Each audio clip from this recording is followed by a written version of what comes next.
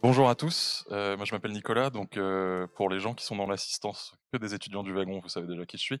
Mais pour les gens qui nous suivent en mode webinaire sur Zoom, je suis le co-directeur du wagon Nantes et Rennes. Hem, le wagon, c'est quoi? C'est une école de code, une école de tech même au-delà du code, parce qu'on enseigne depuis peu à Nantes la data science, en plus du web. C'est une école intensive, vous faites un bootcamp de 9 semaines et vous sortez avec toutes les compétences dont vous avez besoin, soit pour vous reconvertir, soit pour monter votre projet en fonction de, l'angle d'attaque que vous aviez en venant chez nous. Alors, pourquoi le wagon Nantes, on fait un événement comme ça, autour du no-code? C'est une question qu'on m'a posée quand j'ai proposé l'idée. Moi personnellement, j'ai fait le wagon il y a 5 ans, je suis dev aussi à côté de mes responsabilités de co-directeur au wagon. Et j'utilise du no-code tous les jours. J'utilise des outils de no-code tous les jours. C'est, dès que j'ai pas, enfin, très souvent, vous allez avoir des idées que vous avez envie d'implémenter. Le code, c'est chouette, mais ça prend du temps, ça prend des ressources, ça prend de l'énergie quand ça fonctionne pas. Les outils de no-code vont vous permettre, de rapidement mettre en œuvre des solutions, des workflows, sans avoir à vous soucier de tout ça. Du coup, ça fait longtemps que j'ai envie de faire ce type d'événement. Parler du no-code, à côté d'une école de code comme la nôtre. Et dans l'écosystème, il n'y a pas un autre monsieur que Simon pour venir parler de ça, je ne sais pas si c'est correctement, mais en tout cas avec, des exemples, avec des choses intéressantes à raconter. Du coup, ça va se passer comment? Je vais laisser la place à Simon, qui va se lancer dans un talk, petit talk, 20 minutes, juste pour donner un peu de contexte à ce qu'on va pouvoir se poser comme question sur la suite. Hem et c'est à peu près tout. Donc après, Q&A, de la part des étudiants qui sont avec nous en physique, mais aussi de la part des gens qui nous suivent en webinaire. Donc on va faire le travail de vous faire remonter vos questions à Simon et du coup, il pourra apporter des choses, en direct là-dessus. Ça marche pour tout le monde? Cool. À toi Simon, merci. Super, merci à toi. Hop, je vais commencer par enlever ça pour vous parler. Faut que je me décale un peu. On me fait des grands signes. Ok, ça marche. Bon, bonjour à tous, ceux qui sont ici, puis tous ceux qui sont un peu à distance là. Ravi d'être avec vous ici au Palace pour parler no code. Pour me présenter rapidement, donc moi je suis cofondateur d'une startup qui s'appelle Scrib. Dans le passé, j'en avais déjà cofondé une précédente qui s'appelait Bringer, où on faisait un outil de gestion des conversations sur les réseaux sociaux. On a été racheté par iAdvise en 2015. Et donc, j'ai intégré l'équipe d'iAdvise sur des fonctions de product management, puis de product marketing management. Donc, je suis resté là-bas 5 ans. Et j'en suis parti là, il y a 1 an pour cofonder Scrib. Et en parallèle de ça, l'année dernière, j'ai lancé un podcast qui s'appelle la No Code Family, où du coup, je vais interroger des gens bien plus experts que moi sur le sujet du no code, et surtout des gens qui ont lancé des projets grâce à ces nouvelles méthodes et ces nouveaux outils, et pour comprendre finalement ce qu'il en retourne, et aussi essayer d'inspirer celles et ceux qui écoutent et qui n'ont pas encore passé le pas de créer eux-mêmes leurs produits et leur activité.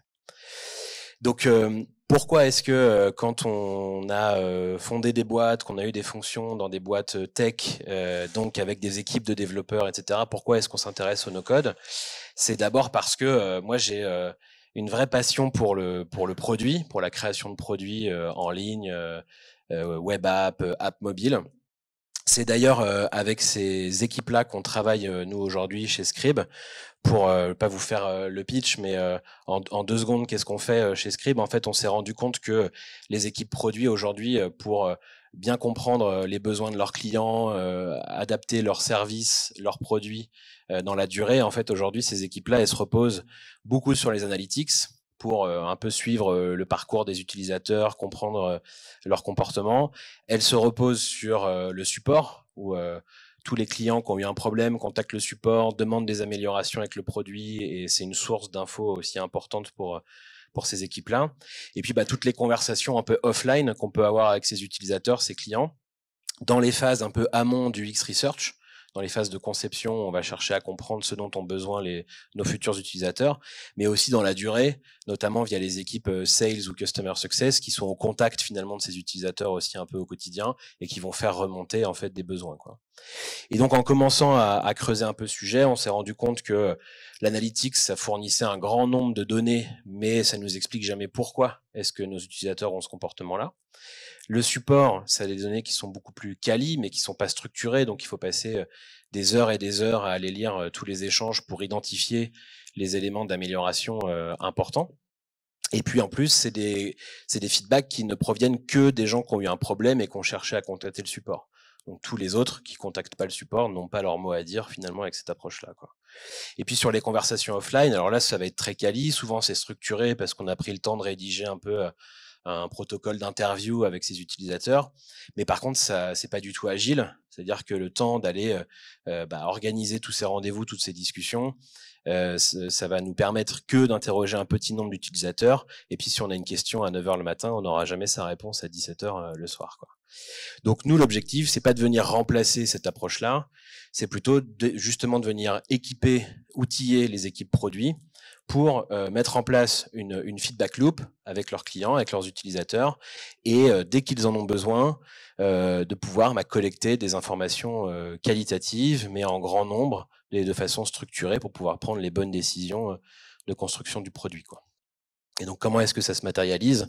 En fait, directement in-app, dans l'application de nos clients, que ce soit des apps mobiles ou des apps SaaS desktop, eh bien, en fait, on va mettre en ligne comme ça des surveys qui sont très interactifs, pas mal inspirés des formats d'interaction qu'on a dans les applications de messagerie ou les applications social media, et qui vont permettre comme ça d'aller poser des questions à intervalles réguliers à ces utilisateurs, et d'obtenir du coup des très bons taux de réponse par rapport à ce qu'on peut voir sur les questionnaires en ligne un peu traditionnels, parce que nous en moyenne nos clients ils ont entre 50 et 60% de taux de réponse, donc c'est très élevé, mais tout en gardant la maîtrise de son expérience utilisateur. On vient pas afficher des grandes popines en plein milieu de l'écran qui bloquent les gens, et avec des expériences qui sont très personnalisées, parce qu'on va pouvoir dire qui en interne pose la question, rendre tout ça beaucoup plus personnel et direct, quoi.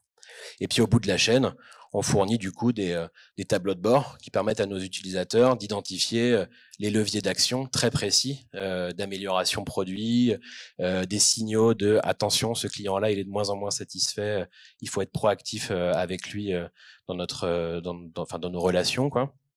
Et ça permet du coup à nos clients de bien identifier ce qu'ils doivent faire en termes d'amélioration produit ou d'amélioration de leur offre, de leur service, quoi. Donc ça, voilà, nous on travaille tous les jours avec des équipes produits, et en ce moment, on constate finalement que dans cet univers de la création de produits, il est en train de se passer beaucoup de choses.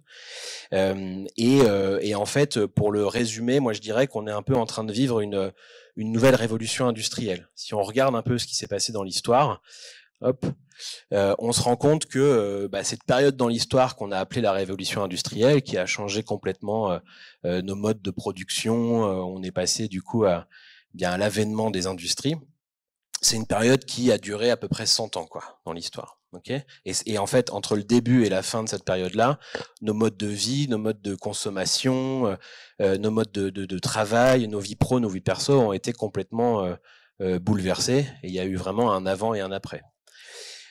Suite à ça, on a eu une deuxième révolution où là, on est beaucoup plus passé dans des sociétés de services, et là aussi, en fait, le bon exemple, c'est cet emoji, hein, où pour pouvoir se déplacer, on peut faire appel à des sociétés de services, de taxis, quoi, par exemple, qui vont nous amener d'un point A à un point B, et on n'a pas forcément besoin, nous, d'aller produire finalement cette activité pour en bénéficier. On peut faire appel à des services qui vont nous le proposer. Et ça, quand cette révolution finalement, et le fait qu'on ait basculé plutôt dans une société tertiaire, là où avant on était très très industriel, ça a aussi complètement bouleversé nos vies.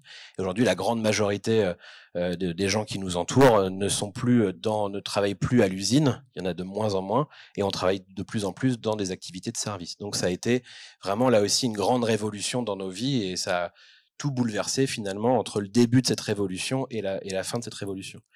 Et en fait, récemment, on a vécu deux révolutions aussi majeures en termes d'impact dans nos vies. La première, c'est l'arrivée du web, qui, je vous l'apprends pas, a radicalement transformé nos vies. Comment est-ce qu'on pourrait imaginer aujourd'hui ne pas avoir accès à Internet, et finalement la quasi-totalité de nos vies aujourd'hui est à un moment donné connectée, quoi. Donc ça a été quand même une révolution majeure. Et puis si on compare justement les dates, autant cette première révolution industrielle, elle a duré 100 ans, les services, il a fallu grosso modo une cinquantaine d'années pour que tout soit bouleversé et qu'on rentre dans cette économie tertiaire. Mais le web, entre l'apparition des premières connexions, on va dire grand public et non plus juste académique ou militaire, et le fait que ça soit absolument partout dans nos vies, il a fallu que 20 ans. Et de la même manière, on a vécu une quatrième révolution industrielle, c'est l'arrivée du mobile, qui a encore radicalement bouleversé en fait nos vies. Aujourd'hui, de la même manière, on pourrait plus imaginer ne pas avoir un smartphone dans la poche. Et sur ces nouvelles technologies, on a pu aussi construire énormément d'activités, de services. Des boîtes gigantesques comme Uber ne pourraient pas exister si on n'avait pas ces plateformes finalement dans nos poches, quoi. Et ce qui est très intéressant, c'est de constater que cette nouvelle révolution-là, qui a eu autant d'impact dans nos vies que les précédentes, celle-ci, il ne lui a fallu que 10 ans pour s'imposer. La présentation du premier iPhone, c'est 2007. En 2017, nos vies n'avaient plus rien à voir, quoi, finalement, en termes d'usage au quotidien et d'impact dans nos vies pro et perso, quoi. Donc voilà, ce qu'on constate, c'est que ces révolutions s'accélèrent et aujourd'hui, ce qui a un impact fondamental dans nos vies, finalement, sont très récents. Et ça veut dire qu'il y a, par rapport à ça, beaucoup d'opportunités aussi à saisir pour aller créer finalement et être acteur dans ces nouvelles économies, quoi. Et puisque tout ça s'est largement accéléré, finalement l'accès à la création et au fait de pouvoir bénéficier finalement de ces opportunités-là, c'est aussi largement démocratisé. Pardon. En fait, si on regarde les différents éléments dont on a besoin pour aujourd'hui se lancer dans une activité en ligne ou sur une activité mobile, eh bien, on se rend compte que presque tous ces éléments dont on a besoin sont complètement démocratisés et complètement accessibles. D'abord, la technologie, même sur des sujets un peu lourds aujourd'hui, par exemple, d'intelligence artificielle, de machine learning, des choses qui, il n'y a pas encore très longtemps, demandaient de faire de la recherche et d'avoir des vraies compétences internes sur le sujet, on se rend compte qu'aujourd'hui, il y a énormément de modèles d'IA qui sont disponibles directement en ligne, vous avez des jeux de données qui sont disponibles directement en ligne, et si du coup, vous souhaitez intégrer des briques de ce type de technologie dans vos projets, vous n'avez pas besoin de réinventer la roue et vous pouvez bénéficier finalement du travail qui a déjà été fait par plein d'autres gens avant, quoi. Donc ça, c'est l'accès à la technologie, c'est largement démocratisé. Un autre élément qui est hyper important, c'est l'accès au capital. Aujourd'hui, c'est plutôt facile, et c'est beaucoup plus facile qu'il y a encore 10 ans, d'accéder à du capital pour financer son projet, financer sa croissance, recruter des gens, etc. Même malgré la crise qu'on a vécue ou qu'on est en train de vivre, il y a un accès au capital qui est assez simple quand vous souhaitez financer vos projets. Ça, c'est aussi un élément qui fait baisser les barrières à l'entrée parce qu'on peut plus facilement se lancer qu'avant. Le troisième aspect, c'est l'accès au talent. Il n'y a jamais eu autant de gens freelance, indépendants qu'aujourd'hui. Et du coup, lorsque l'on souhaite se lancer, lorsqu'on veut monter un projet d'appli mobile ou de service web pour surfer sur ces révolutions industrielles, on peut tout à fait aller accéder à ces talents qui sont disponibles en fait sur le marché et les utiliser quand on en a besoin dans notre projet, quoi. Et ça aussi, il y a encore quelques années, c'était pas aussi facile et aussi démocratisé de travailler de cette façon. Et enfin, le dernier point qui rend tout ça beaucoup plus fluide et facile, c'est en fait l'adoption un peu massive des méthodes agiles dans notre façon de travailler. Aujourd'hui, c'est acquis qu'on se lance plus dans des grands projets qui vont durer 6 mois, 1 an, 2 ans, mais qu'en fait, on va fonctionner de façon très itérative et on va lancer une première version de son service qu'on va améliorer au fil de l'eau.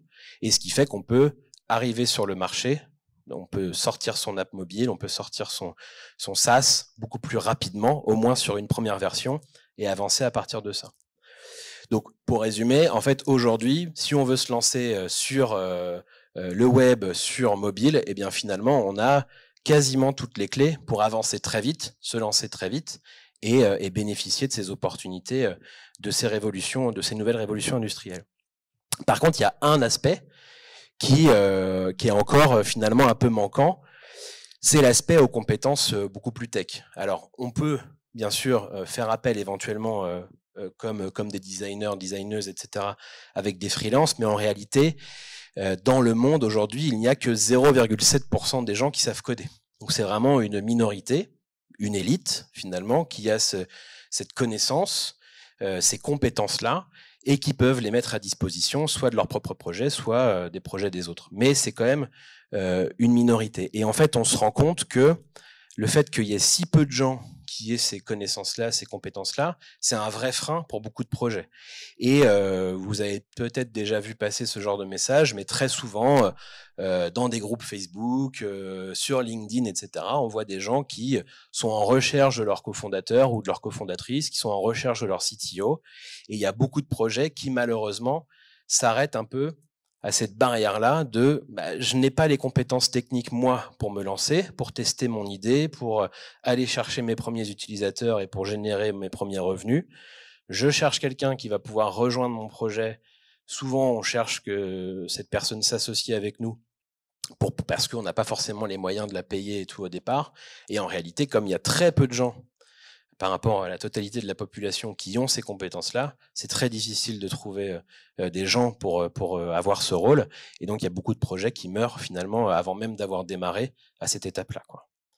Et du coup, c'est pour ça que je pense que, et c'est pour ça que je m'y intéresse beaucoup au no-code, c'est pour ça que je pense que le no-code est une vraie opportunité, parce qu'en fait, ça fait sauter une barrière supplémentaire dans l'accès à ces opportunités mobiles et web, et ça les ouvre finalement au plus grand nombre, notamment au-delà des 0,7% de gens qui avaient ces compétences et qui pouvaient, eux, se lancer dans la création et la réalisation de leurs projets, en fait, quoi.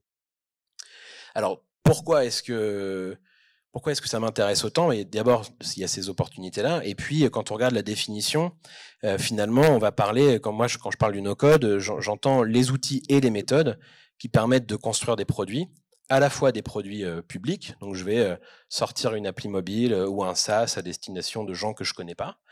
Mais ça peut être aussi des outils plus internes, des produits internes, qui vont améliorer des processus, qui vont nous permettre de gagner du temps dans notre entreprise, ce genre de choses. Et désormais, on peut le faire sans avoir besoin d'écrire une seule ligne de code, alors que pour réaliser la même chose il y a encore quelques années, il aurait fallu absolument coder, quoi. Donc là-dedans, pour moi, mais c'est une définition qui est assez personnelle, mais voilà, c'est une conviction que j'ai construite aussi justement en échangeant avec beaucoup d'acteurs qui travaillent autour de ces sujets. Pour moi, c'est à la fois des outils, bien sûr, on parle beaucoup d'outils no-code en ce moment, mais c'est aussi des méthodes. Et ces méthodes-là, elles sont parfois propres au no-code, mais il y a aussi beaucoup de choses qui sont communes avec la création de produits en général, même lorsqu'on les code, ces produits-là, et surtout qui permettent de construire. Il y a beaucoup d'outils qu'on peut utiliser sans coder, mais qui, pour moi, je ne vais pas rentrer dans la catégorie du no-code. Word, pour faire du traitement de texte, vous n'avez pas besoin de coder. Pourtant, personne ne va dire que c'est un outil no-code. Bon, pourquoi? Parce que pour moi, je pense que vraiment, on peut parler de no-code quand ça nous permet de construire des produits, des expériences, etc., au-dessus de ces plateformes-là, quoi. Et puis, il y a toujours ce côté public. Je vais créer un nouveau produit à destination de clients, d'utilisateurs, mais aussi, il ne faut pas oublier que ça peut être très utile en interne. C'est un peu ce que tu disais en intro tout à l'heure. Même toi, dans ton quotidien, Nicolas, tu t'en sers finalement pour construire des choses, et c'est souvent des choses internes qui peuvent nous faire gagner beaucoup de temps, quoi. Donc, par rapport à cette définition-là, moi, je rentrerais en fait les différents outils qui existent un peu dans trois grandes catégories, quoi. D'un côté, on va avoir les outils qui vont nous permettre de construire un SaaS. Donc vraiment des expériences en ligne avec des gestions d'utilisateurs, des processus qui permettent de traiter de la donnée et du coup de proposer des vrais produits complets. Les grands champions dans cette catégorie-là aujourd'hui, c'est Bubble, qui est un outil qui a globalement pas de limite. On peut tout faire avec Bubble, ou presque, mais franchement pas très loin de pouvoir tout faire. Qui a été d'ailleurs cofondé par un Français qui vit aux États-Unis aujourd'hui, mais c'est quand même un outil en partie français. Et puis l'autre grand rival, c'est Webflow, qui a surtout démarré par l'angle du site web. C'est un peu le nouveau WordPress, quoi, finalement, Webflow, sans avoir besoin de coder, mais qui a fait une grosse levée de fonds là, il n'y a pas très longtemps et qui est vraiment en train de s'étendre fonctionnellement. Et du coup, on peut faire de plus en plus de choses avec Webflow. Et donc, c'est pour ça que je mets les deux un peu dans la même catégorie, quoi. La deuxième catégorie, c'est tous les outils qui vont vous permettre de créer des applications mobiles. Et là, vous allez pouvoir avoir des vraies expériences, y compris disponibles dans les stores, iOS ou Android, sans avoir besoin de faire une ligne de code. Avant ça, on a déjà eu quand même dans cette catégorie-là des outils qui aidaient à créer des apps, et notamment des plateformes qui permettaient de faire une seule fois du code qui allait être exécuté sur les deux plateformes. Ben là, ça va encore un peu plus loin, c'est qu'on n'a plus besoin de faire une seule ligne de code pour proposer des expériences mobiles vraiment complètes, quoi. Les deux outils qui reviennent le plus dans cette catégorie-là, c'est Glide. Glide, c'est incroyable, tellement c'est facile à utiliser. En fait, la base de Glide, c'est toujours un spreadsheet de Google dans lequel vous mettez les données que vous souhaitez voir affichées dans l'appli mobile. Et à partir de ça, vous allez construire finalement les visualisations de données et la façon dont vos utilisateurs vont pouvoir manipuler ces données-là ou en créer des nouvelles. Mais ça, en 2 heures, vous avez une appli mobile vraiment fonctionnelle enfin, si vous ne savez pas que ça a été fait avec Glide, vous pouvez pas le deviner, quoi. C'est vraiment bluffant. Et le deuxième, c'est Adalo, qui lui est un peu plus complet parce que vous n'êtes pas obligé de vous baser que sur des données dans un spreadsheet finalement pour l'utiliser, et qui permet là aussi de réaliser des expériences qui sont très très complètes. Et ce qui est intéressant, c'est que les deux en plus vous proposent des templates finalement d'appli déjà préconfigurés, et ça vous pouvez partir sur ces bases-là et construire et apprendre à utiliser les outils grâce à ça, quoi. Et puis pour moi, la troisième catégorie, c'est les outils qui vous permettent d'automatiser des process et d'automatiser du traitement sur les données et de réaliser des actions automatiquement, d'aller brancher les outils les uns entre les autres. Et là, les deux grands champions dans cette catégorie, c'est Zapier et Integromat, qui sont souvent connus parce que c'est quelque chose qui revient souvent, le fait qu'on a souvent des tâches un peu répétitives à faire, et bien avec ces outils-là, on peut les automatiser. Et puis souvent, la porte d'entrée, c'est cette connexion entre un outil A et un outil B, des choses qu'on peut avoir assez souvent besoin de faire. Et en fait, ces outils-là ont rendu tout ça très simple. Les deux se valent un peu. Integromat va peut-être être un peu plus technique à utiliser, permet d'aller plus loin finalement dans le traitement des données. Et il y a une formule qui résume finalement assez bien les deux, c'est-à-dire que si vous avez moins de temps mais plus d'argent, moins de temps et plus d'argent, vous pouvez utiliser Zapier. Beaucoup plus simple à utiliser, mais ça coûte un peu plus cher. Et si vous avez plus de temps et moins d'argent, vous pouvez utiliser Integromat, parce qu'il y a même une offre gratuite qui est hyper complète finalement dans Integromat. Mais il faut juste prendre un tout petit peu plus de temps pour apprendre à s'en servir et réaliser les actions qu'on veut réaliser, quoi. Mais finalement, quand on a ces outils-là, on peut quasiment tout faire, quoi, tout construire, parce que vous pouvez avoir votre SaaS qui va envoyer des infos dans WordPress ou Integromat et qui va lui faire des traitements plus ou moins poussés sur les données. Ça va les renvoyer. Vous pouvez avoir un compagnon à votre SaaS sur mobile que vous avez fait en no-code. Enfin, vraiment, vous pouvez aujourd'hui globalement tout faire avec ces trois catégories d'outils et même aller déjà très loin en vous spécialisant sur l'un d'entre eux, quoi.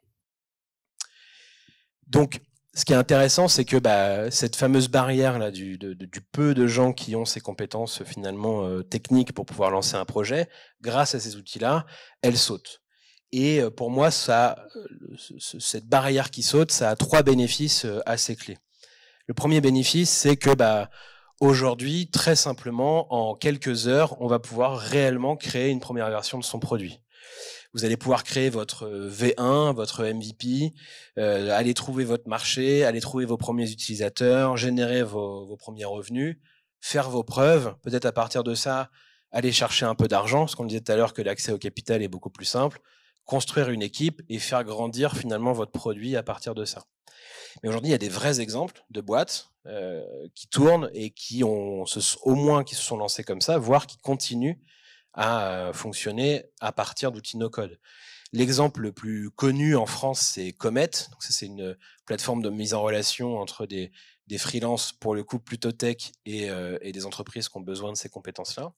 Et en fait, pendant plusieurs années, le produit a été construit sur Bubble jusqu'à générer plusieurs centaines de milliers d'euros de chiffre d'affaires récurrent mensuel, sans du coup avoir besoin d'avoir des développeurs en interne et juste des gens connaissant bien Bubble, quoi.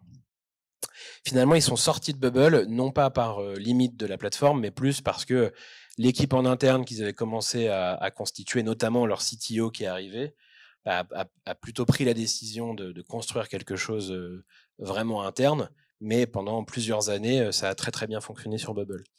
Un autre exemple, quelqu'un que j'ai reçu dans le podcast, une boîte qui s'appelle Makezu, qui a un outil en fait de détection d'opportunités business sur les réseaux sociaux. Je sais pas, vous vendez des bougies en ligne, et ben ça va vous dire tiens, tu devrais répondre à tel tweet de cette personne qui cherche à acheter des bougies. Enfin, je schématise un peu le truc, mais et en fait toute cette plateforme là est construite là aussi sans coder.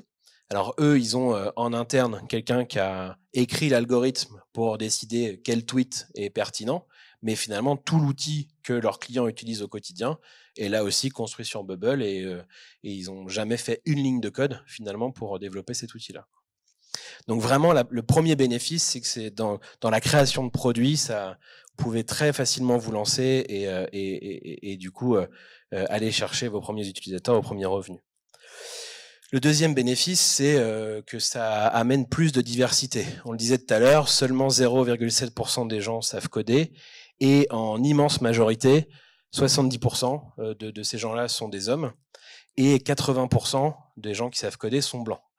Il y a plein de raisons qui expliquent ça, notamment le fait que l'accès aux écoles d'informatique, c'est souvent assez cher. Donc voilà, on se retrouve avec des gens plutôt privilégiés dans leur vie qui ont accès à ces études et qui du coup après ont accès à ces emplois-là. Donc là, dans la salle, on n'est pas sur ces proportions-là, tant mieux, il y a plus de femmes.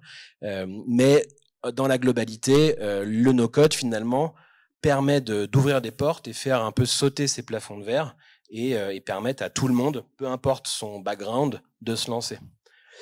Un exemple de ça, j'ai discuté il n'y a pas très longtemps avec quelqu'un qui dans la vie est électrotechnicien. Donc son métier, c'est d'aller réparer des machines électriques dans des usines, ce genre de choses. Aucune compétence informatique, jamais suivi d'études ou de quoi que ce soit là-dessus. Et en fait, aujourd'hui, il fait des apps mobiles avec Glide parce que c'est sa passion et il fait ça sur son temps libre et ça lui ouvre beaucoup de belles opportunités en parallèle de son boulot. Mais ça aurait été complètement inaccessible avant sans, encore une fois, ces plafonds de verre qui sautent, quoi. Et puis, ça va permettre en fait aussi à plein de métiers, de services, d'industrialiser leur activité, ou en tout cas une partie de leur activité. Les agences, les freelances, les avocats, les comptables, toutes ces professions qui normalement vendent leur temps, et ben en fait, si vous voulez industrialiser cette activité ou croître dans ces activités, généralement, ça veut dire qu'il faut soit que vous vendiez votre heure de travail plus cher, et forcément, ça a une limite à un moment donné, ou alors que vous embauchiez plus de gens. Et bien là, vous allez pouvoir industrialiser, automatiser une partie de votre activité et donc être en capacité d'aller chercher de nouveau de la croissance sans faire exploser vos coûts et sans avoir besoin nécessairement en face d'embaucher des gens. Là, j'ai un exemple là-dessus. Il n'y a pas très longtemps, je discutais avec c'était un cabinet d'avocats, en tout cas une agence qui travaillait avec eux, et en fait ils avaient souvent des contrats un peu à rédiger et qui se ressemblaient.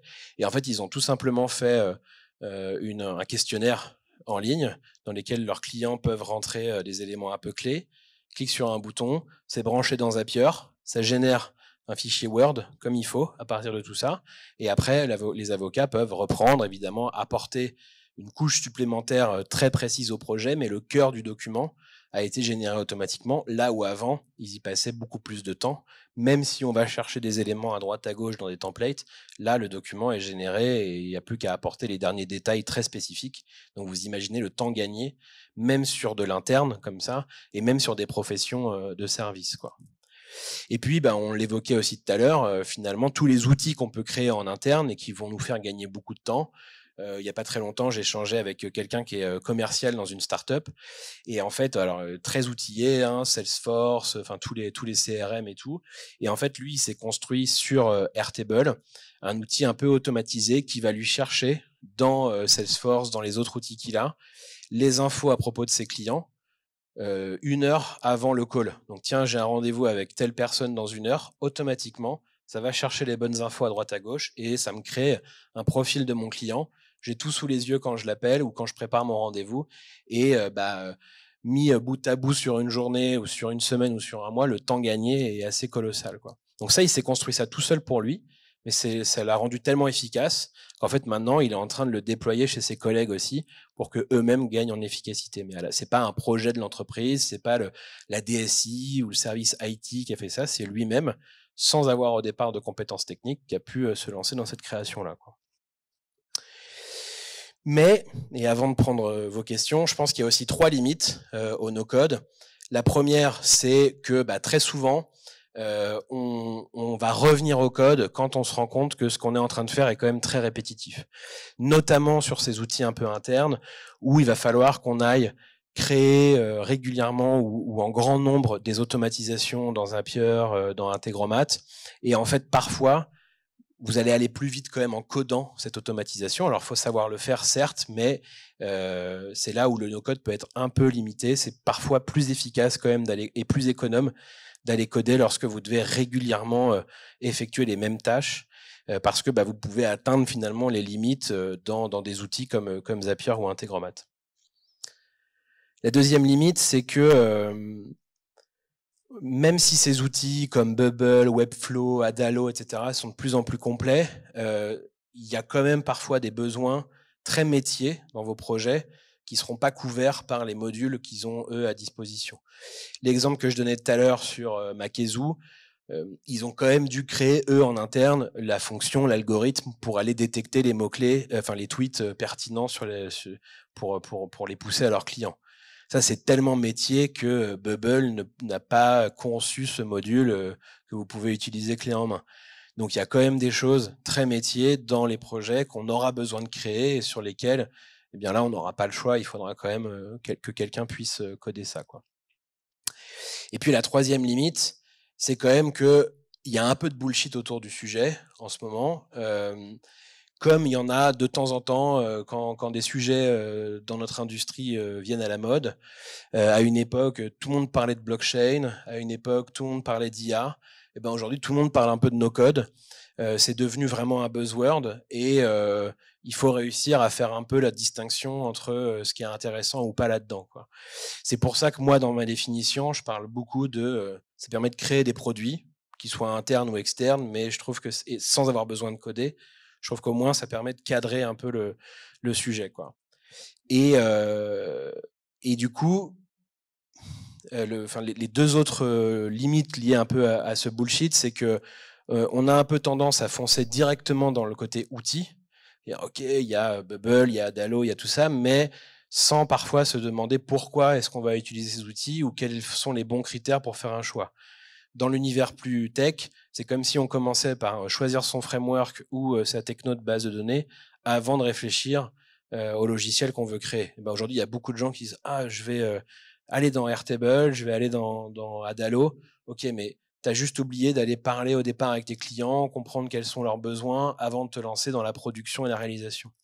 Et ça, je trouve que c'est une des limites un peu de tout le contenu qui peut être produit autour du no-code aujourd'hui, c'est qu'on parle beaucoup d'outils et on oublie de dire à tous ces gens qui découvrent la création de produits aujourd'hui, attention, la création de produits, c'est pas qu'un élément opérationnel tech, même si ici la tech c'est no-code, c'est quand même aussi beaucoup de travail de conception, d'analyse en amont pour prendre les bonnes décisions et aller et créer des choses qui soient utiles en fait pour nos futurs clients, quoi. Et puis je l'ai aussi dit tout à l'heure, dans ce bullshit-là, il y a tous ces outils qui se disent no-code aujourd'hui, parce que certes, faut pas coder pour les utiliser, mais ça fait déjà 10 ans qu'il faut pas coder pour utiliser des outils équivalents, et du coup, ça n'a pas trop de sens d'appliquer l'étiquette no-code là-dessus. Donc, il y a beaucoup de gens qui essayent de surfer un peu sur cette vague d'un point de vue marketing. Donc là aussi, faut essayer de faire un peu la distinction là-dedans, quoi. Donc voilà pour moi, les trois opportunités un peu clés et les trois limites. Mais si vous voulez aller plus loin, voilà, vous pouvez aller sur ce qu'on fait chez Scribe, notamment si vous avez un produit web ou mobile et qu'il soit construit en no-code ou pas. On sera ravis de pouvoir vous aider là-dessus. Et puis, je vous invite aussi à écouter la No-Code Family pour écouter des retours d'expérience de celles et ceux qui se sont lancés sans savoir coder et continuer à apprendre et à s'inspirer de leur parcours. Voilà, merci beaucoup. Et puis, du coup, si vous avez des questions dans la salle ou sur Zoom, je serais ravi d'essayer d'y répondre. Merci à toi Simon, c'était très cool. Il y a des questions sur Zoom, on peut commencer par là. Pour l'instant, on en a que 2. Tu mets où les outils de BDD, Airtable, Notion? C'est, quand tu as mis ta map, en 3 parties, la personne a posé cette question-là. Où est-ce que tu mets du coup Airtable ou Notion, par exemple? Et est-ce que ça rentre dans ta définition du code par rapport à ce que tu nous disais juste avant, quoi? Ça y rentre, et je trouve que ça y rentre de plus en plus, parce que, en fait, on voit de plus en plus de gens proposer des templates par-dessus ces outils, notamment, par-dessus, Notion, et en fait, on se rend compte que ces templates-là sont des produits un peu en soi ou en eux, et c'est ça qu'en fait ces gens-là proposent. Donc en tant qu'utilisateur de Notion, soit on va s'en servir pour organiser un peu, sa vie, pro, perso, ses documents, ses données, et cetera. Mais donc là, on est presque plus dans de l'outil de, pas de gestion de projet, mais d'organisation, très puissant, mais presque plus dans l'outil d'organisation. Mais comme maintenant, on peut construire et distribuer des templates un peu préconfigurés, ça veut dire qu'on construit un peu des produits construits sur Notion. Et là, effectivement, ça rentre davantage encore dans cette catégorie, je trouve. Même si c'est un outil encore aujourd'hui qui est assez fermé, on peut très peu le brancher avec d'autres outils, donc on peut finalement peu automatiser des processus sur les actions, on peut faire très peu de traitement de données comparé aux autres, mais c'est ouais, de plus en plus puissant. Et Airtable, oui, Airtable, c'est finalement, si, s'il y a des gens plus anciens dans l'informatique dans la salle ou qui nous écoutent, c'est la nouvelle version de Microsoft Access. Donc c'est quand même très basé sur la base de données, le traitement de ces données, et il y a un peu d'interface, un peu de formulaire, un peu voilà. Donc c'est souvent finalement un outil qui va servir de base de données sur lequel on va aller brancher d'autres éléments, notamment pour construire l'interface qui va être donnée aux utilisateurs finaux. Mais c'est dans la création de produits. Je ne parle pas de la création de formulaires et tout, parce qu'on voit souvent des Airtables partagés pour ça. Mais dans la création de produits, c'est souvent finalement quelque chose qui va être un peu derrière et qui va servir de base de données, quoi. Je crois que tu as parfaitement répondu. En tout cas, il y a des gens qui ont réagi dans le chat. C'est Microsoft Access qui fait C'est ouais, réagir. ça C'est le mot-clé, là. c'était bon. Ça rappelle des vieux souvenirs. J'ai une autre question qui était arrivée au moment où tu parlais de Comet, par rapport au fait qu'ils avaient, au moment où ils ont recruté un CTO, ils sont passés sur une version, custom made avec des développeurs, de leur plateforme. Pourquoi, recruter un CTO à ce moment-là, alors que, Bubble faisait le taf? En fait, ils avaient la sensation d'être un peu freinés sur, certains aspects très métiers de leur activité, en fait. Moi, j'ai pas discuté avec des gens qui sont encore, chez Comet aujourd'hui, mais j'ai discuté, dans une interview du podcast avec leur ancien CMO, et en fait, c'est comme ça qu'il me l'expliquait. C'est qu'il me disait que, voilà, on était un peu arrivé au bout et que si on voulait aller plus loin dans, le un peu comment dire? Le process de mise en relation et de détection de quel freelance va être bon pour quel projet, Bubble avait un peu atteint ses limites. Donc ils ont, enclenché cette migration, et comme toute migration, de projet, de cette envergure, bah, ça a pas été simple, mais c'est comme, quand vous changez, d'hébergeur pour votre projet, c'est comme quand vous changez de techno, de base de données, de framework et tout pour ceux qui codent. Bah là, finalement, il passait d'un produit, il devait quasiment en reconstruire un autre, quoi, complètement. Donc cette migration-là, elle n'a pas été simple. Et je ne sais pas à quel point elle est d'ailleurs complètement terminée, ou s'ils n'ont pas remis un peu de no code, parce que parce que ça a quand même des avantages en termes de vélocité pour faire évoluer son produit, et il y a toute une partie des sujets d'infrastructure et tout que vous gérez pas qui sont supportés directement par ces plateformes. Donc voilà, je crois quand même qu'il y en a encore un petit morceau chez eux, quoi. Et d'ailleurs, pour ajouter, un petit bout d'histoire là-dessus, moi j'ai bossé pour Coup d'État pendant 2 ans en tant que CTO aussi, et on avait, du coup, il y avait un dev, c'était moi, et on faisait des tas de trucs en dev. Il y avait aussi des tas de moments où on branchait, du Zapier, du Typeform, et des choses qui permettaient aux équipes, sans moi, sans avoir besoin de mon input de temps et d'investissement en énergie et tout ça, de faire des flows, d'onboarding pour essayer de vendre des choses différemment avec des angles, cibles, des angles promotion, des angles n'importe quoi. Et du coup, c'est pas parce que vous avez des devs, à disposition que d'un coup, du jour au lendemain, le fait d'utiliser le no-code devient un truc du passé, quoi.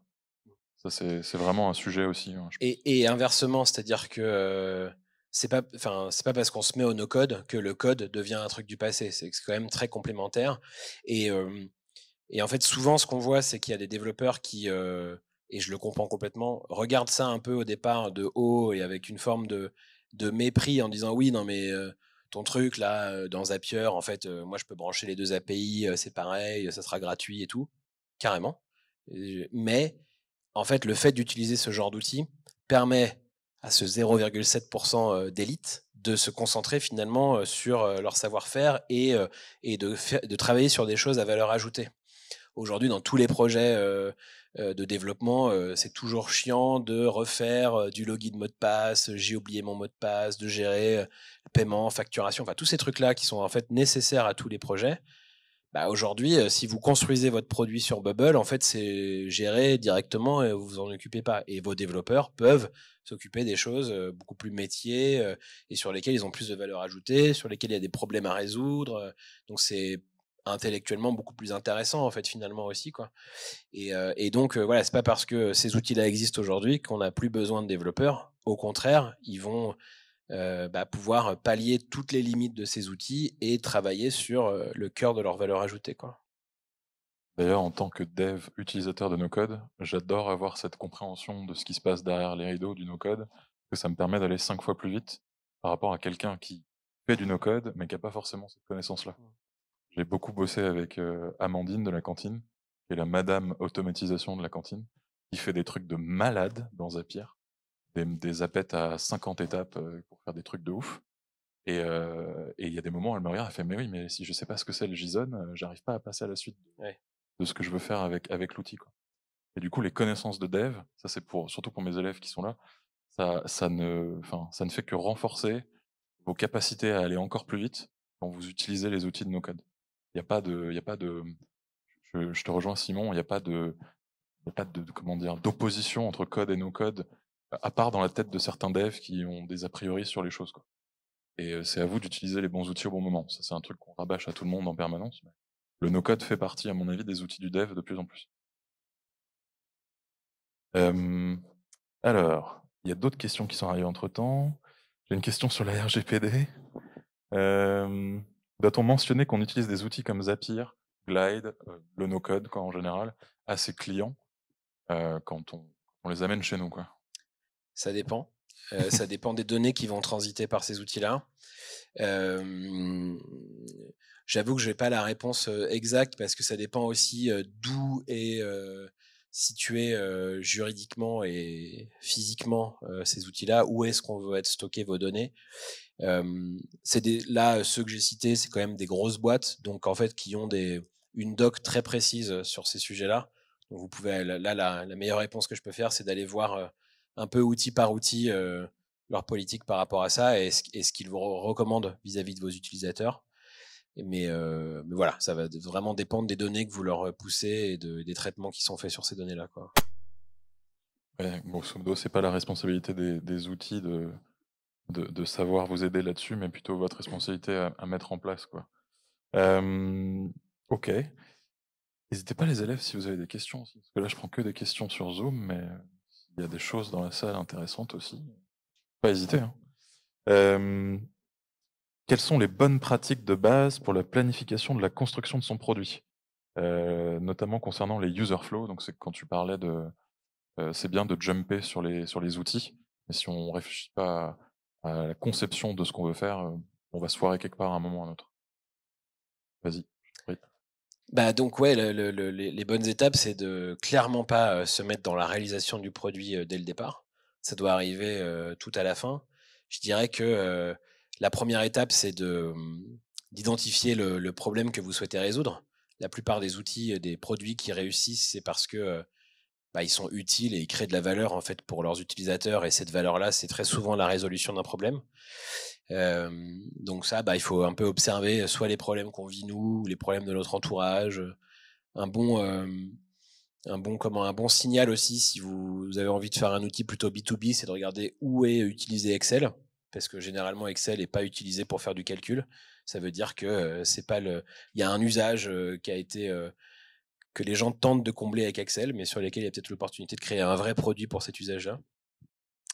Ce matin, on rigolait chez Scribe en disant aussi là où il y a encore du fax utilisé, ça veut dire qu'il y a une opportunité de faire un produit. Voilà.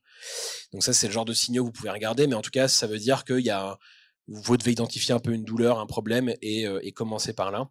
Et puis après, la deuxième étape, c'est d'aller parler aux gens qui, a priori, rencontrent cette douleur-là, quoi. Et là, vous ne ferez jamais assez de discussions avec ceux qui demain pourraient être vos clients pour comprendre à quel point le problème que vous avez identifié est vraiment un problème pour eux.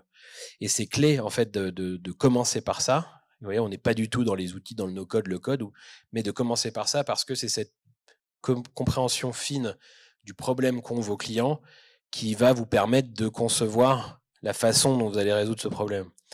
Et cette façon-là, il peut y en avoir 1000 en fait des façons de résoudre un même problème, mais plus vous allez comprendre le problème de vos futurs clients, plus cette solution elle va être évidente pour vous, et plus vous allez comprendre ce par quoi vous devez commencer dans la résolution du problème.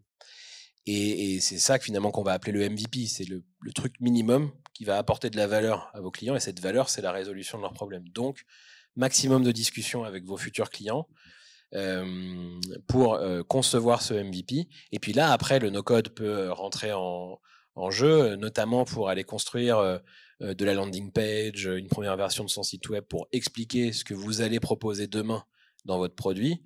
Partagez ça à votre cible, voir s'ils adhèrent, s'ils précommandent, s'ils s'inscrivent. Et après, quand vous avez ces validations, eh bien là, vous trouverez le bon outil pour construire vraiment votre MVP ou votre V1 du produit. Mais ça peut être des semaines après avoir initié le processus, finalement. Le cœur de ça, c'est une compréhension fine du problème de ses futurs clients. Et c'est pour ça aussi que je crois savoir qu'il y a parfois des gens du wagon qui deviennent pas développeurs, mais qui deviennent plutôt product manager ou sur ce genre de fonction. Et en fait, c'est pour ça que cette fonction-là, elle est clé dans les boîtes produits qui ont des développeurs, mais elle est clé aussi quand on est sur du no-code, parce que ce qui est fondamental, c'est la compréhension du problème, et après la conception de comment on résout ce problème. Et ça, c'est quand même souvent des missions qui sont attribuées aux product managers ou aux product managers, et qui, du coup, après, le reste en découle, quoi. En fait. Super, merci pour ta réponse. Alors, tac, tac, tac, ça c'est bon. Oui, il y a deux questions différentes qui se ressemblent un peu, on va essayer de les regrouper. Quid de la propriété du code quand tu utilises du no-code? Quand tu es dans une boîte qui se construit autour d'un produit et où genre 90 à 95% des revenus sont dérivés du produit que tu as monté, c'est quoi la stratégie par rapport à la propriété intellectuelle vis-à-vis des outils no-code? Et en fait, la deuxième question, c'est la dépendance que tu as par rapport à ces outils. Un peu un truc à 2 tiroirs, quoi. Ouais, alors sur la propriété intellectuelle du code, je crois pas que ça soit un élément qui soit fondamental pour plusieurs raisons. Déjà, on a des exemples maintenant de boîtes qui lèvent beaucoup d'argent alors qu'elles sont complètement construites en no-code, et donc et puis au-delà de la levée, surtout qui génèrent beaucoup de revenus et qui ont des clients, et voilà. Donc on voit qu'aujourd'hui pour le marché, c'est pas un sujet finalement, cette propriété du code. Au-delà de ça, en fait, c'est très difficile finalement de protéger son code. Il n'y a pas d'histoire de brevet ou genre de choses sur du code, donc finalement la valeur de la ligne qui est écrite, c'est un peu compliqué à évaluer. C'est finalement le produit derrière et ses revenus et tout ça qui ont plus de valeur. Alors, je veux pas dénigrer le travail d'écriture de cette ligne, mais juste d'un point de vue protection, propriété, etc., quoi. Voilà. Ça, c'est le premier point. Donc, je crois pas qu'il y ait après, c'est mon avis très personnel, mais je crois pas qu'il y ait un sujet. Ok, vous n'êtes pas forcément propriétaire de la ligne de code qui est effectivement exécutée pour afficher l'appli mobile ou le SaaS, mais je crois pas que ça soit très grave, en fait. Voilà. Après, je serais ravi de discuter avec quelqu'un qui est pas d'accord avec ça. Par contre, la dépendance, alors ça, c'est un peu un autre sujet, parce que du coup, il y a une dépendance tech. Et si demain Bubble est en panne pendant 3 heures, et que en fait votre produit est en panne pendant 3 heures. Alors c'est aussi le cas quand AWS est en panne et que votre appli que vous avez codé tourne sur AWS. Mais là, vous avez vraiment la main sur rien du tout, quoi. Et vous êtes complètement dépendant aussi de la bonne santé de ces acteurs-là dans le futur. Si demain pour une raison X ou Y, Bubble ferme ses portes, l'entreprise Bubble, on ne sait pas encore comment finalement vous pourrez continuer à faire tourner votre service. Donc ça, effectivement, ça peut être une limite que je n'avais pas mentionnée là, mais qui peut exister, comme tous les produits qui sont dépendants d'un tiers. Enfin, les exemples qu'on a tous en tête, c'est les produits qui se sont construits sur des API, des plateformes type Facebook, Twitter, etc. Le jour où il y a un changement dans ces politiques d'API, votre produit il est aussi en danger, quoi. Bah là, c'est un peu la même chose, quoi, finalement. Il reste très peu de ventures dans le web où vous dépendez pas de quelque chose, quel que soit ce quelque chose. Je rebondis d'ailleurs là-dessus parce que la suite de la question de Thibaut, c'est y a-t-il des alternatives open source? Du coup, par rapport au fait d'être dans un logiciel propriétaire, quand tu fais ton no-code, est-ce qu'il y a des alternatives open source qui sont en train d'émerger? Je sais pas. Et Peut-être, ouais. je sais pas non plus. J'ai des vagues souvenirs d'avoir vu des choses passer, mais notamment une alternative à Zapier, il me semble, pour organiser des workflows en open source. Mais oubliez jamais que l'open source, ça reste du code qui est écrit par des gens, et ces gens-là, ils sont faillibles. Ces gens-là, ils s'en vont. Les projets open source, nous, on apprend ça aux élèves du wagon, à regarder un peu quand est-ce qu'était la dernière contribution en date. Parce que si vous avez un projet de vieux de 5 ans, il y a très peu de chances que le truc fonctionne toujours. Et du coup, il faut faire attention avant d'amener cette dépendance dans sa propre code base. Mais c'est le même sujet, mais à des degrés différents, je dirais. Au lieu de filer les clés du coffre, vous mettez juste le ciment dans les fondations de la baraque et puis vous espérez que ça marche jusqu'au bout, quoi. Mais en fait, vous pouvez pas vous passer de dépendance, quoi, à l'heure actuelle. C'est un rêve de, à mon avis, c'est une espèce d'illusion d'illuminé qui a envie de vivre très loin de tout le monde, quoi. C'est pas possible de monter des choses sur le web à l'heure actuelle sans faire confiance et sans amener d'autres gens dans sa maison, quoi. Bah, ou alors c'est très très long et très cher. Ouais, et du coup, on en revient à l'industriel dont tu Ouais. parlais tout à l'heure, avec des temps ultra longs avant d'aller sur le marché et tout ça. Et donc, on perd tous les intérêts de nos solutions abstraites et no codisées, quoi. Question qui suit. Est-ce que c'est facile de faire de l'hybride no code, yes code avec les outils du marché? Et moi, par-dessus ça, c'est est-ce que tu as des XP une XP que tu pourrais nous partager? Peut-être les débuts de Scribe, peut-être que tu étais en PM chez iAdvise, vous tentiez des petites sorties, des petites expérimentations à mi-chemin entre les deux. Si tu as des trucs à nous envoyer là-dessus, je suis chaud. Alors c'est possible, j'aime bien l'expression yes code, je pense que je la réutiliserai. On parle souvent plus de low code, c'est-à-dire qu'on va coder un peu par-dessus ces outils-là. Il y a beaucoup d'exemples en fait, notamment sur la partie automatisation, donc des gens qui vont venir faire des modules qu'ils développent complémentaires à Zapier ou Integromat pour aller encore plus loin dans le traitement des données en fait par rapport à ce qui est proposé un peu nativement par ces plateformes-là. Donc ça c'est hyper fréquent finalement de proposer ça.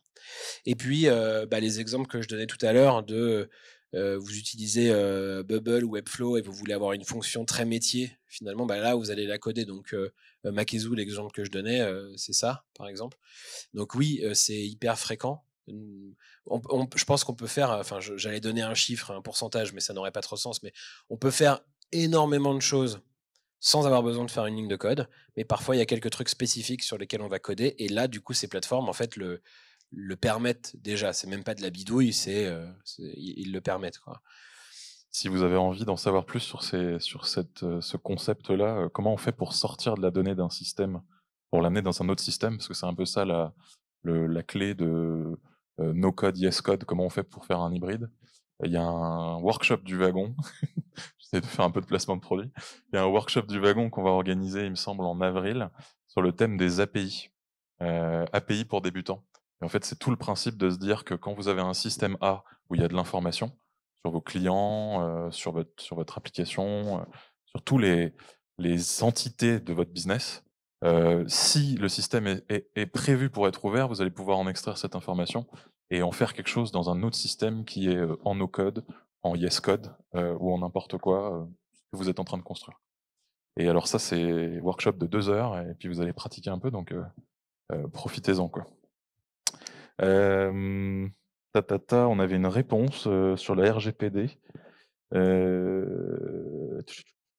La nécessité de déclarer dépend des données et pas de la localisation des données. Si vous stockez des données personnelles sur Bubble ou Zapier ou n'importe quel fournisseur, quel que soit son pays, il faut le déclarer.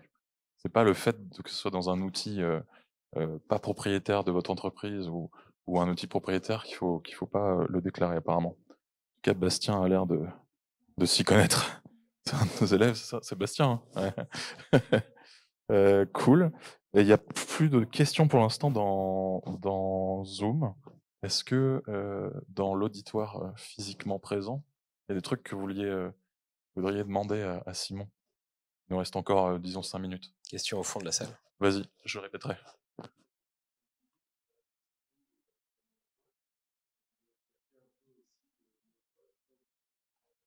Au début de script, du coup, la question c'est est-ce que tu as utilisé des outils no-code pour te lancer? Et du coup, ou pour faire le produit script? Oui et non. En fait, donc nous, pour le coup, on a dans les fondateurs, dans les cofondateurs, il y a un développeur. Donc la plateforme aujourd'hui, c'est du Yes Code. Hein. Néanmoins, alors il y a eu quand même plusieurs étapes, c'est-à-dire que on s'est pas lancé non plus dans la production de la plateforme dès le premier jour. Il y a eu cette phase de recherche, d'expérimentation, d'exploration. Voilà, c'est ça le mot que je cherchais plutôt, avec les boîtes qu'on considérait comme étant demain nos potentiels clients. Et en fait, avant quand même de coder, on est plutôt passé par une étape de prototypage où là, on a créé des maquettes très fonctionnelles, quoi, qu'on pouvait mettre un peu entre les mains de nos utilisateurs, nos futurs utilisateurs, et qui pouvaient manipuler. Donc c'était pas codé, ça faisait pas vraiment le job jusqu'au bout, mais en fait nous on avait un premier élément qu'on voulait valider, c'était l'expérience utilisateur des répondants, de ceux à qui on affiche les surveys in-app. Et donc ça, il fallait qu'on la valide finalement au début et qu'on valide le fait que les boîtes étaient prêtes à déployer ça dans leur expérience, parce qu'on est sur des éléments qui sont graphiquement très différents de ce qu'on peut trouver sur le marché en fait, quoi. Et donc pour le faire, on n'a pas codé, on a fait des prototypes enfin voilà, à partir du design en fait qu'on avait fait, quoi. Voilà. Néanmoins, aujourd'hui chez Scribe, on a un peu de no-code, mais plus sur de l'outillage interne, où en fait on a automatisé plein de petits trucs, des trucs qui d'habitude sont un peu chiants et prennent un peu de temps. Un exemple, on a des alertes un peu automatiques dans Slack quand il y a une dépense qui n'est pas justifiée, par exemple. Donc c'est tout con, mais sans qu'il y ait besoin que l'un de nous aille voir la personne qui a fait la dépense pour dire tiens, t'as pas mis le reçu, le ticket, machin. Ça a été automatisé avec Zapier et branché sur le compte en banque, et voilà, donc ça fait ça tout seul, quoi, en fait. Et donc c'est ce genre de truc qu'on a fait en interne qui nous permettent plus de gagner du temps un peu au quotidien. Mais dans notre produit aujourd'hui, on n'a pas, il n'y a pas de brique no code, quoi. Voilà. Et à l'époque alors je vais juste compléter un peu. Par contre, on a dès le départ réfléchi à ouvrir notre plateforme pour qu'elle puisse être compatible avec des outils comme Zapier ou Integromat. Parce qu'en fait, quand vous êtes éditeur de SaaS, aujourd'hui, vous pouvez plus imaginer que votre SaaS il va vivre tout seul. Il est utilisé par des gens qui utilisent aussi d'autres outils. Et quasiment tout le temps, on va vous dire ces données, ok, c'est trop bien, mais j'aimerais bien pouvoir les retrouver ailleurs, ou j'aimerais bien venir les augmenter avec des données qui viennent d'ailleurs. Et voilà, votre outil, il vit pas tout seul, quoi. Et du coup, comme vous avez des moyens, des ressources limitées au départ, notamment des ressources de temps qui sont limitées au départ, vous pouvez pas vous mettre au premier jour à construire des connecteurs avec tous les outils qui sont disponibles sur le marché. Et du coup, c'est là où Zapier ou Integromat sont quand même fabuleux, c'est qu'en vous branchant une fois, en fait, vous êtes branché avec 3000 outils, quoi. Donc on a fait ça. Mais par contre, on sait que c'est pas la réponse définitive à ce besoin-là. C'est qu'en fait, quand vous êtes éditeur de SaaS, si vous vous contentez de vous brancher qu'à Zapier, ou que à Integromat, ça veut dire que vos clients doivent avoir aussi un compte Zapier ou un compte Integromat pour pouvoir se brancher à l'outil auquel ils veulent se brancher à la fin. Quand c'est le cas, bon bah tant mieux, mais vous venez quand même manger leur crédit de Zapier ou d'Integromat, donc c'est un coût en plus sur votre produit. Et quand c'est pas le cas, vous devez vendre deux produits, le vôtre et l'intermédiaire, et expliquer comment ça marche, pourquoi ils devraient prendre le compte et tout, quoi. Donc ça ça complexifie le commerce, en fait, finalement. Donc, c'est pour ça qu'il faut, à un moment donné, vous n'avez pas trop le choix d'aller vous brancher avec des outils un peu clés pour vos clients. Mais ça, bah voilà, c'est après, encore une fois, en échangeant avec eux, en identifiant quel est l'outil le plus important pour eux, que vous allez pouvoir faire le choix. Et donc, bah, très souvent, maintenant, on vient se brancher à ces plateformes intermédiaires. Au moins, vous répondez en partie aux problèmes. Et puis après, vous connectez plus spécifiquement à des outils tiers, quoi. J'imagine que c'est une occasion aussi d'aller chercher des opportunités, de ramener des fonctionnalités et de résoudre de plus en plus de problèmes pour tes clients. Quand tu vas aller voir ce qu'ils font. Parce que si les gens ont envie de sortir la data de chez toi pour en faire des trucs ailleurs, c'est que potentiellement il y a des choses que tu vas pouvoir ramener dans ton périmètre fonctionnel, sur ton produit à toi, et du coup dégager plus de valeur aussi de ta relation avec tes clients. Ça fait partie des trucs, quoi. Mais c'est clair qu'au début, juste faites vos choses avec Zapier, et puis on viendra vous voir, dès qu'on aura un peu de bande passante, c'est pas mal, quoi. Cool. Je pense qu'on est bon, il est 13h50. C'était très, très cool. Je sais pas ce que vous en avez pensé tous? Ouais, cool. N'hésitez pas à nous dire aussi, à nous faire un peu de feedback dans le chat du Zoom. Merci beaucoup Simon. Je vais me De rien, pointer avec devant la plaisir. caméra. Merci, ouais. Je voulais aussi dire merci au Palace parce que comment dire, nous, l'audience en physique, on est au Palace. Le webinaire en live, il est grâce à la régie du Palace aussi. Un petit coup de pub. Si vous avez besoin de faire des événements en hybride comme on a fait aujourd'hui, avec une audience restreinte évidemment, mais aussi un enregistrement, potentiellement du replay. Le Palace a lancé sa régie il y a 1 mois, je crois, quelque chose comme ça, grosso modo. Et ça marche pas trop mal, je pense. Donc n'hésitez pas. Et puis encore une fois, merci à Simon d'être venu. Merci pour l'invitation. À C'était un bientôt. plaisir.